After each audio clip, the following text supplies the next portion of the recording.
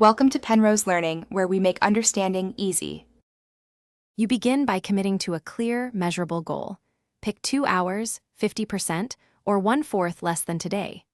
Open your device's screen time or digital well-being and set app limits for social and entertainment categories. Once done, move distracting apps off the home screen into folders or a blocked folder. That reduces impulse taps. Make sure to enable downtime or focus mode so notifications pause. This immediate action creates friction and makes the rest of the process actually work.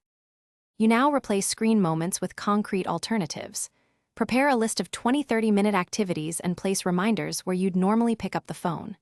Then automate. Schedule Do Not Disturb during high-risk hours, enable grayscale, and set app timers so the device enforces limits. Once automated, record daily totals for a week to establish a true baseline. Then reduce limits by 10 to 20% if you're consistently over. This combination changes context and gradually rewires habit loops. You finish by making the system sustainable. Review weekly trends and celebrate wins to reinforce progress.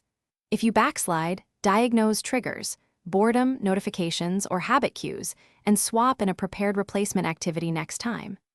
Make sure to lock critical settings with a passcode or ask a friend to hold you accountable so changes stick. Once steady, slowly relax limits if needed or tighten them again. This closing loop fixes problems and preserves gains over months.